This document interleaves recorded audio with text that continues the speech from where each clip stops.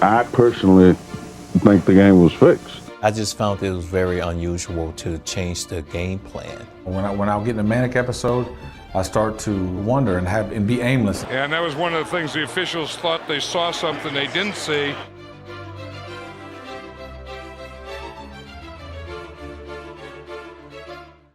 The Super Bowl is the pinnacle of American sport. Over the course of a few hours, legacies are defined for players, teams, and at one point, even the NFL itself. But behind every team that's ever lost, there's sure to be a fan saying, that game was rigged. Most of the time, evidence is severely lacking in these scenarios, and no notable people involved ever come forth. But there are a select few conspiracies revolving around the nation's entertainment behemoth that do have some serious backers. Why do these people think these games were rigged? How could they have been fixed? Should we even believe in these conspiracies, or are they nothing more than a little controversy that adds to the lore of the league? This is the history behind those games and the accusations that come with them.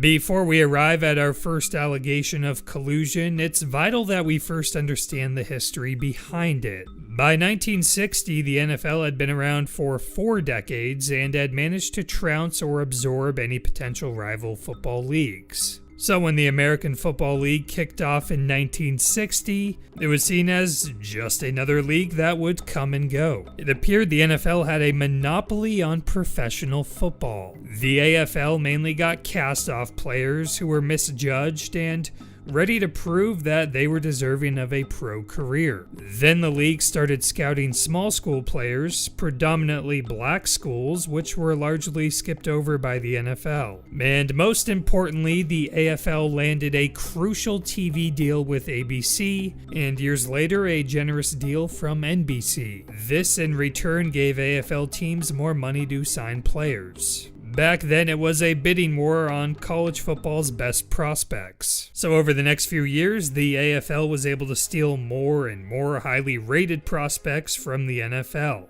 One of the most notable players was Alabama star quarterback Joe Namath, who was drafted by the NFL's St. Louis Cardinals and the AFL's New York Jets. He ended up signing with the Jets for the most expensive contract ever given to a college player at that time. This was one of the biggest contributing factors that led to the point where player salaries were increasing so fast that the two leagues decided on a merger, because ultimately the owners wanted to keep the money in their pockets. Art Modell, owner of the NFL's Cleveland Browns at the time, said, "Contracts like the one Namath got can be the ruination of the game." So in 1966, the two leagues agreed on a common draft of college football players to end the bidding war, as well as an AFL-NFL World Championship, which would later become known as the Super Bowl. After 3 Super Bowls, the plan was to fully merge into one single league with 2 conferences, because for the first 3 years, the two leagues would only meet in the championship. In 1967, we had our first Super Bowl. For the AFL, the Kansas City Chiefs absolutely dominated their league, going 11-2-1 and smashing the Buffalo Bills 31-7 in the AFL Championship game. Clearly, this was the team to beat out of the AFL, but they were still thought of as being far inferior to their NFL opponents, the Green Bay Packers, who went 12-2 and barely squeaked out a win against the Dallas Cowboys in the NFL Championship. In modern times, you would think both teams as dominant as this would be a great matchup, but the NFL was expected to win, and win big.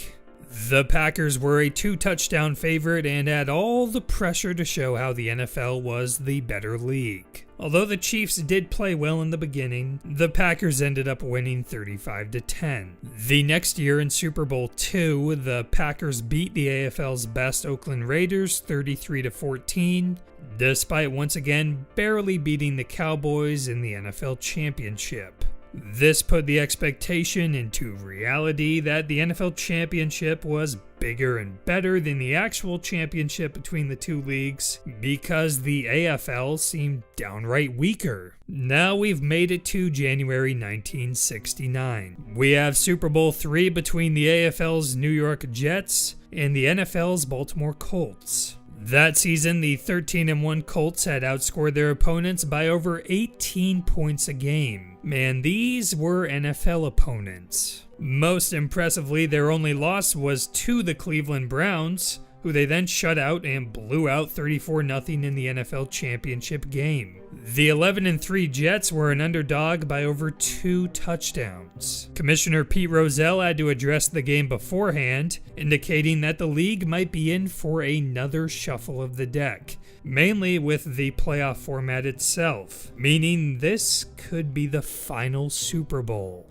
The AFL was in desperate need of validating that it could compete with the NFL. Nobody wanted a league where one conference was full of teams that just couldn't compete with the other conference. An AFL win would drastically help interest from fans and increase money from future TV deals. Today, the Super Bowl is like a national holiday. It's by far the nation's biggest TV event of the year. Ads are sold for millions of dollars for the precious seconds companies can use to broadcast their product to over 100 million people. But there was doubt in 1969 that they would even have this game again if it went as predicted. However, if there were to be an upset, then it would be a story-making masterpiece. You got the high-profile New York Jets with one of the most famous and likely the sport's most marketable player in Joe Namath, who now is saying he guarantees a victory over a team being called the best of all time.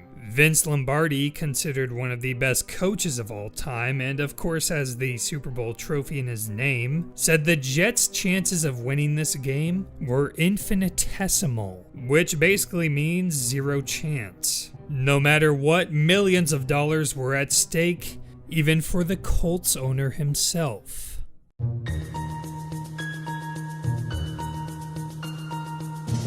Colts owner Carroll Rosenblum was described as a father figure to the team, and he even got many guys started in the business world when their football careers were over. Remember, these guys weren't even sniffing the millions of dollars that we see in today's contracts. Hall of Fame defensive end Gino Marchetti spoke very highly of Rosenblum, saying, "Outside of my parents, he probably did more to influence me than anyone else in my life." Former Colts running back Tom Matte also said, "For his loyalty to you, he demanded loyalty in return. If you got on his bad side, you were gone." And finally, former Chargers owner Gene Klein said, "He always gave you the feeling that if you crossed him, he was capable of slitting your throat, then donating your blood to the Red Cross blood drive." And according to former Colts business manager Burt Bell Jr., Rosenblum was an active gambler who wagered on his own team. Bell even said he left the team because he knew there would come a day when Rosenblum would have asked him to do something illegal.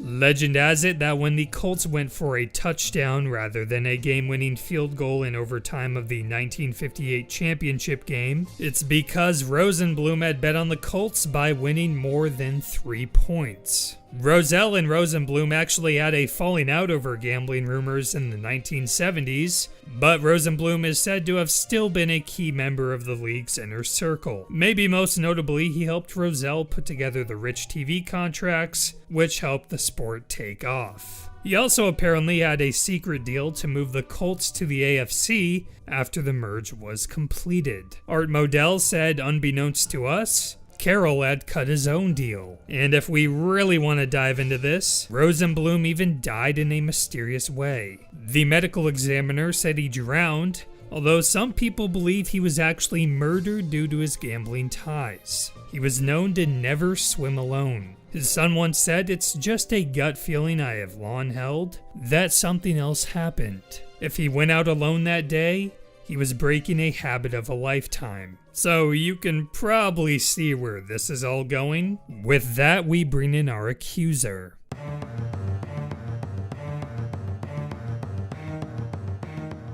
Now we have the story about the game itself from 1967 #1 overall pick, Colts Pro Bowl defensive end Bubba Smith. He said, "No, the Jets were not that good. Something was happening and I didn't know what it was. We were inside the 20-yard line 5 times in the first half and came away with no points. That's not characteristic of the Colts. It was the quarterback, Earl Morrall. Carroll Rosenblum bet $3 million on the Jets. The only person he needed was Morrall, and he had 3 interceptions in the first half, all inside the 20. Then we run the flea flicker and wide receiver Jimmy Orr is standing there by himself and waving his arms. He was the primary receiver and Morrall never looked at him. He didn't even have to know where he was, just throw the ball down that way. Jimmy was so wide open. Bubba isn't the only one who noticed Morrall's blatant error. You can clearly hear the announcers pointing out how open he was during the original broadcast. Even Coach Don Shula said at halftime, "The flea flicker is designed especially for Orr. Morrall is supposed to look for him. What in hell is happening?" Bubba further explained his conspiracy. If you read the terms of the merger, if the AFL didn't establish credibility by the end of 3 years, the terms of the merger were null and void. You're talking the difference between millions and billions of dollars. The line opened up at 18 and went down to 15 or something like that because a big bet had been placed on the game. And I know where that bet came from. It came from Baltimore. Even if you think Bubba Smith is crazy and Rosenblum and Morrall are innocent, the Jets' win still guaranteed millions and eventually led to billions in the NFL owners' pockets. Former Chiefs owner Lamar Hunt said that right after Super Bowl III, Rozelle leaned over to him and whispered, "This is the best thing that could have happened to pro football." Those who side with Bubba would probably say that Rosenblum could have made a deal with the commissioner to lose the game for the future of the league. Obviously, there are counter-arguments to these suspicions. First off, Jets head coach Weeb Ewbank previously coached the Colts to multiple NFL championships, so he obviously had success against NFL opponents and was facing his old team. He came in with a great game plan and they did a good job controlling the clock. Plus, the Jets players felt disrespected and were confident they could pull off the upset. Bubba believed the Jets were not that good, but Jets right tackle Dave Herman did a fantastic job of hindering Bubba himself. And with Morrall, although he had a great year and was named NFL MVP, he certainly could have just been having a bad day. At times, it sure seemed like he was trying to find open guys, but he had some bad turnovers on some key plays, and the Jets defense took advantage every time. Plus, later in the game, Johnny Unitas came in and threw an interception as well. He didn't look particularly strong against the Jets secondary, although he was coming off a season-long injury. It's also noteworthy that Don Shula never bought Bubba's theory. And above all else, the next year, the Chiefs came out of the AFC and they won Super Bowl IV. So maybe the leagues weren't nearly as imbalanced as people thought. No matter what you believe, Super Bowl III remains one of the greatest stories in NFL history. The question is, was that story manufactured out of the league office? The next few decades of the NFL weren't without controversy, but our next stop in this video takes us all the way to Super Bowl 37.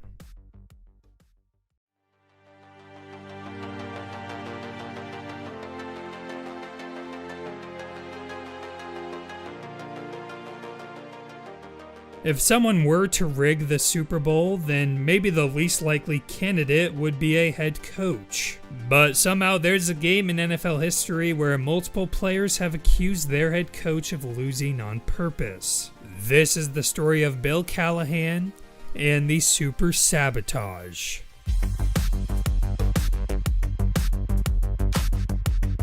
In the 1998 offseason, Raiders owner Al Davis hired up-and-coming offensive guru John Gruden as head coach. The Raiders hadn't made the playoffs in 5 years, but things were looking up when Gruden came to town. By the turn of the century, he turned journeyman quarterback Rich Gannon into an MVP candidate. And with a much-improved defense, the team made the AFC Championship.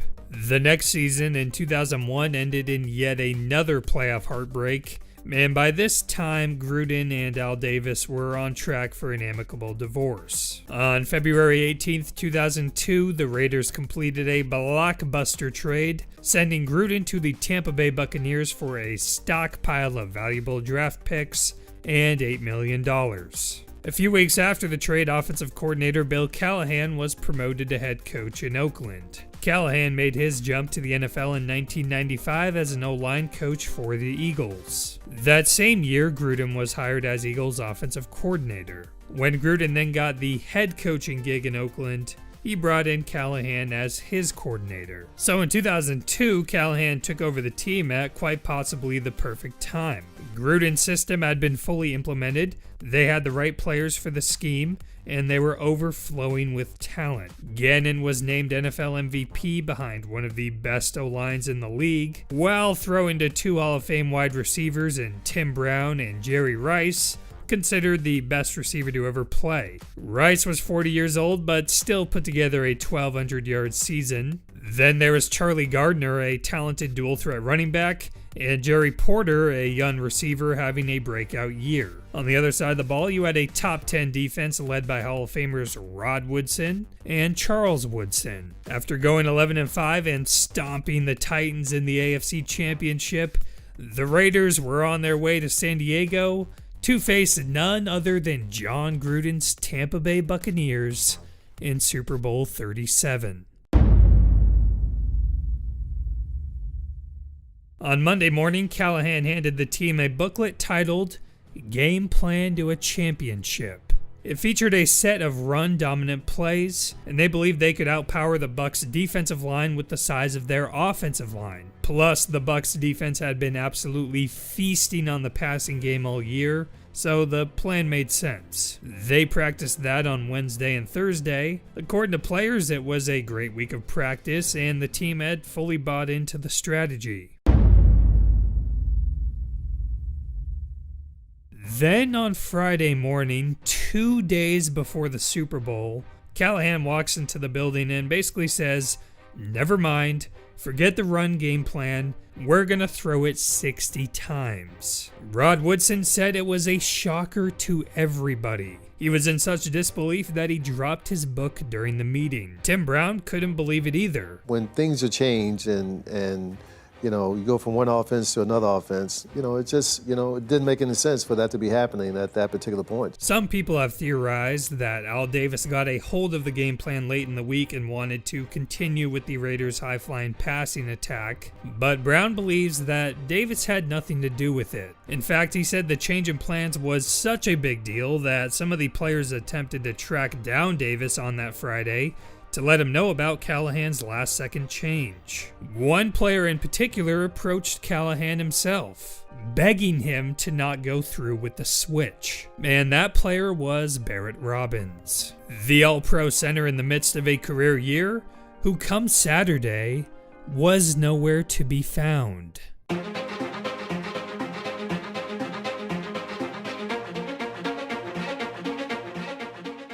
Tim Brown said the team knew going into the big game that they had no shot. Part of that was the game plan change, but another part of it was one of their best players going missing. On Friday night, Barrett Robbins was dropped off at the team hotel just before curfew. When the team reported for Saturday meetings, though, Robbins had gone AWOL. It was the day before the Super Bowl, and not even his wife knew where he was. There was hope he would show up for a walkthrough at Qualcomm Stadium later in the day, but still, when the time came, there was no sign of Robbins. This team was now hours away from the biggest game in their lives, and they had a super distraction on their hands. It would be a news story any day of the week for a talented NFL player to suddenly disappear, but for it to happen the day before the Super Bowl, well, that's a whole new ballgame. It wasn't until Saturday night that Robbins was found crying by himself in a booth at a San Diego bar. Luckily, a couple Raiders fans recognized him and paid a taxi driver to take him back to the hotel. What they didn't know was that Robbins, from Friday night through Saturday, had escaped the team hotel and made a round-trip drinking binge in Tijuana, Mexico. The reason why? Well, in his mind, he was celebrating a Super Bowl victory. He somehow ended up back in San Diego, but has no memory of how it all happened. Later, he would admit that he lost his mind that weekend. It was just one of many times in his life that he experienced an episode like this. And in no way was he mentally okay to play on Sunday, so Callahan had him benched. Robbins was notably a smash-mouth player lauded for his run blocking. There's a theory some Raiders players share that Callahan's late strategy swap away from the run game was the trigger that set this episode off. On Friday, Robbins implored Callahan to keep the old plan, with him having the on-field duty to make the protection calls. He said, "I don't have time to prepare for this. Please don't do this. You can't do this to me." But Callahan wouldn't budge. Things got even worse from there, with some players calling Callahan's bizarre action sabotage. Part of that also comes from Callahan keeping Gruden's audible calls, so the Bucs could quite literally predict the exact play call at the line of scrimmage. Even if Callahan honestly had a change of heart in the game plan, then why didn't he switch up Gruden's old audibles? One coaching blunder for the ages can be overlooked, but two in the same week before the championship is well deserving of an eyebrow raise. Was it slow OC? Yeah. I told him right before. Yeah. They're too predictable. They're too predictable.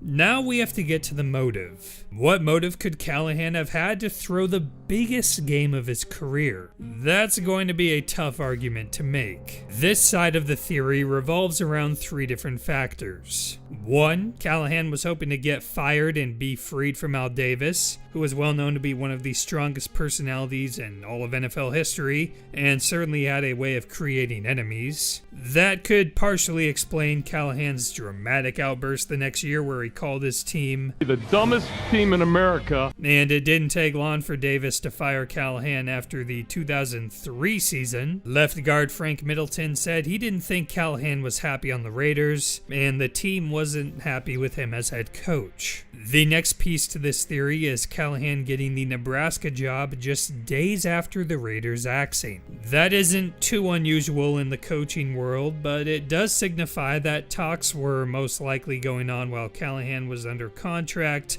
as one of the lowest paid head coaches in the NFL. Nebraska, of course, was willing to pay him 50% more than Davis was. On top of that, the school signed him up for a 6-year contract. Back then, this job was looking like a very safe bet, with Nebraska being named national champion 3 times in the prior 10 years. You could argue that working in one of the best college football jobs was much better than being under the microscope of Al Davis. And you're getting paid way more too. Maybe Callahan even had money disagreements with Davis like Mike Shanahan did. Davis reportedly owed $250,000 to Shanahan, but never paid up. Things got real personal between those two, and Callahan had already seen what happened to his buddy Gruden when his next contract was coming around. Speaking of Gruden, Callahan in a way owed his position in the NFL to him, and it's been speculated that he would have followed Gruden to Tampa if the trade conditions had allowed Gruden to bring any assistance. On top of that, later in Callahan's career, Jay Gruden hired him as an assistant, so the trust between Callahan and the Gruden family is quite evident. Tim Brown would argue that bond is stronger than any bond between Callahan and the Raiders. He said Callahan had a big problem with the Raiders, hated the Raiders.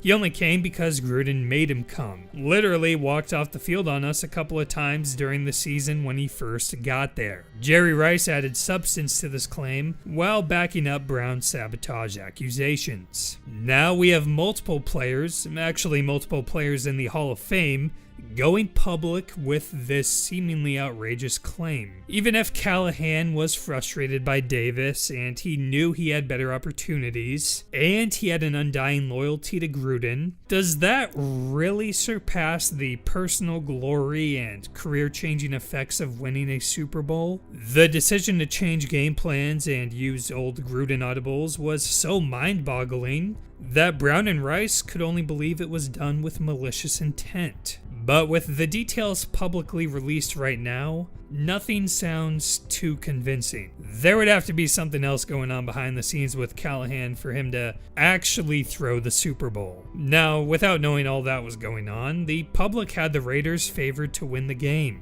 But when you watch the 48-21 shellacking, it sure looks like one defense knew the play calls, and one offense had no faith in itself after a catastrophic week of preparation. In hindsight, the Bucs were probably going to win no matter what. They had one of the best defenses of all time, Gruden knew the Raiders inside out, and they were a deserving champion. But that single week of disastrous measures for the Raiders will seemingly remain a mystery. It's fair to point out how Rich Gannon and other Raiders players have come to Callahan's defense since the accusations broke out. And of course, Callahan, as a current assistant coach in the NFL, has denied all suspicions. It's clear that Callahan's decision-making affected his team in every possible way.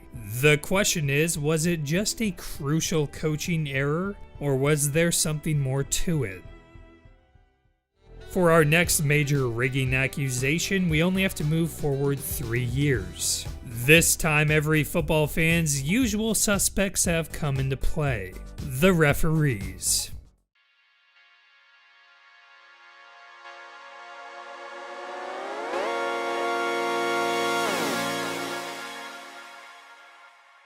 Back inside, he's inside the 20, the 15, the 10, the 5, touchdown Seahawks!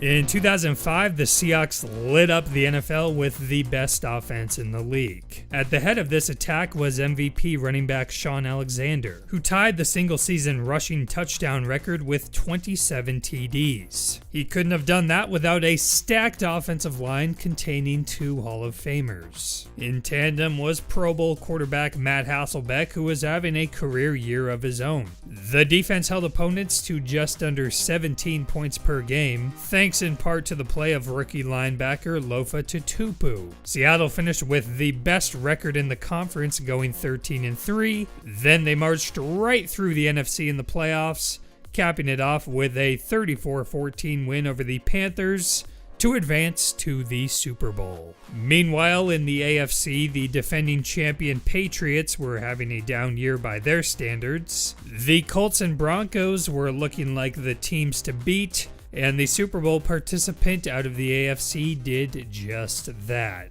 The wildcard Steelers had talent all over the place. Troy Polamalu was hitting his stride with the first-team All-Pro selection of his Hall of Fame career. Joey Porter was in his prime and led a great linebacker unit. On offense, you had second-year quarterback Ben Roethlisberger coming off a Rookie of the Year campaign. He's playing behind a great offensive line, along with an emerging Willie Parker and veteran Jerome Bettis at running back. And finally, Hines Ward was one of the most feared receivers in the league. So you have a former expansion team making their first Super Bowl against one of the most decorated teams in the NFL. And as luck would have it, this game would be taking place in Detroit, just a 4.5-hour drive from Pittsburgh.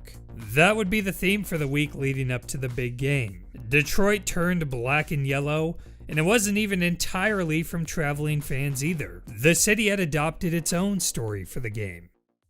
I didn't know Santa Claus was a Steelers fan. Absolutely. Ho, ho, ho, here we go. One for the thumb, baby.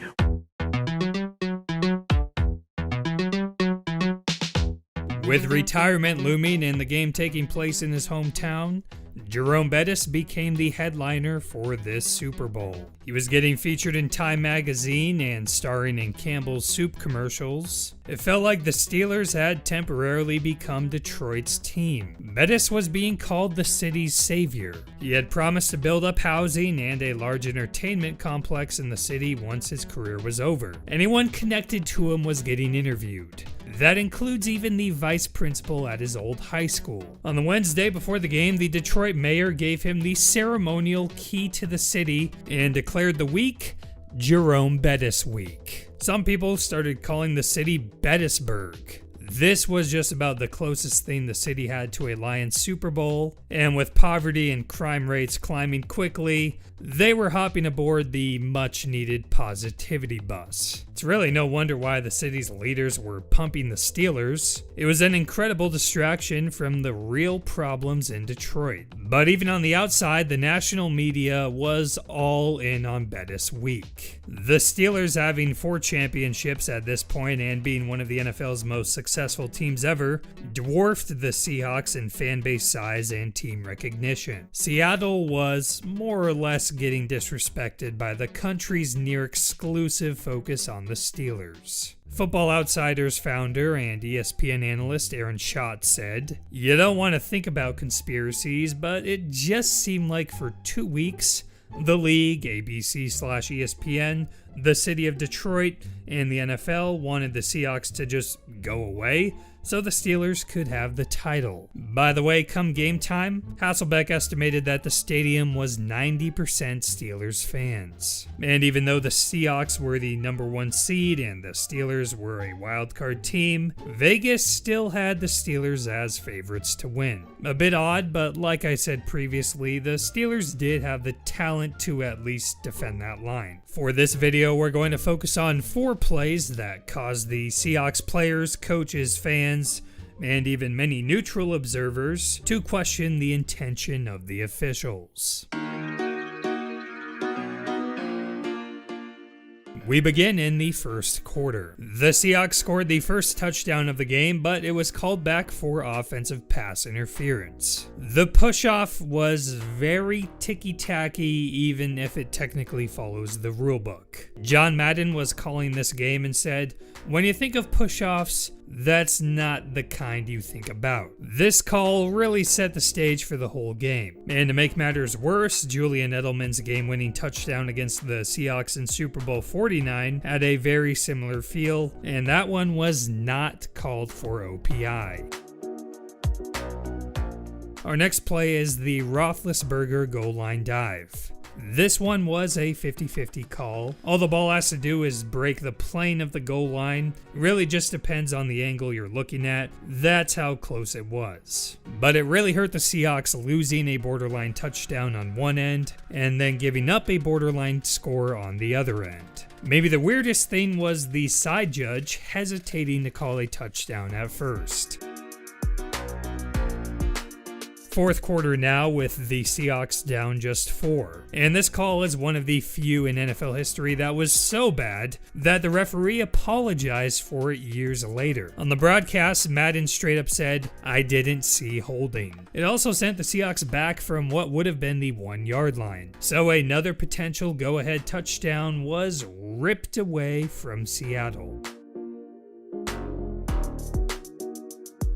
3 plays after the holding call, Hasselbeck threw an interception and got called for a block below the waist. Only problem was, he was tackling the ball carrier. This call may not have had the immediate consequences of the other plays on this list, but it rates as maybe the most egregious. Madden's reaction was the officials saw something they didn't see. The Steelers got an extra 15 yards and put the game away with a final score. So the game ended 21-10. But with 2 potential Seahawks touchdowns and 1 Steelers touchdown all going in favor of Pittsburgh, that's what made Boston reporter Tom Curran say, "The game reeked of orchestration by the officials and made you feel dirty by the time you turned it off." Seahawks head coach Mike Holmgren said, "We knew it was going to be tough going against the Pittsburgh Steelers. I didn't know we were going to have to play the guys in the striped shirts as well." Now, even with so many calls going against them, the Seahawks still wasted enough opportunities themselves where they arguably weren't deserving of the win in the first place. Hall of Fame left tackle Walter Jones might have summed it up perfectly, saying probably 75% we lost that game, and the rest we got robbed. Some would argue this was in the era of Tim Donaghy, the disgraced NBA referee caught gambling on games,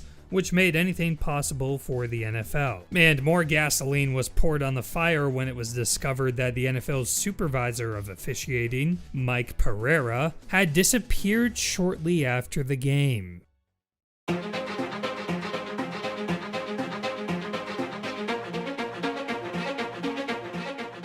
With the backlash of officiating hitting the NFL immediately after Super Bowl 40, the league quickly sought their so-called counsel for this case. And that man would be Mike Pereira. Only problem was, they couldn't get in contact with him. NFL Senior Vice President of Communications Greg Aiello sent multiple emails to Pereira saying, "Where the hell are you?" Turns out, he was already on a plane to Costa Rica. Pereira insists that the vacation was scheduled ahead of time, and he's since come out and defended the referees. Now, he does admit that there were some controversial calls, but he didn't really see anything out of the ordinary. And he certainly doesn't buy into any theory where the NFL wants the more popular team or the better story to win. His little trip out the country did create a rule change, however, with high-ranking NFL employees no longer allowed to schedule vacations for the day after the Super Bowl. But like I mentioned before, NFL ref Bill Levy apologized years later for the holding and block below the waist calls. He said he will go to his grave wishing that he did better. If Levy were to be conspiring against the Seahawks, it's unlikely that he'd be saying sorry for the missed calls years later. Speaking of years later, the Seahawks took out Peyton Manning's Broncos in Super Bowl 48. The game felt like it was over before it even began, and Manning winning certainly would have been the better story.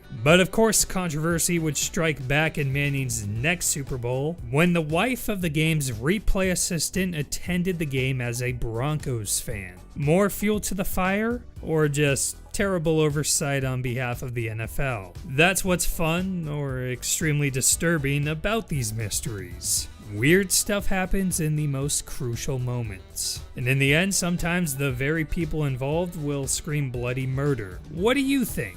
Were any of these Super Bowls actually fixed? Or is it nothing more than a great YouTube video? Which reminds me, this video took many hours to make.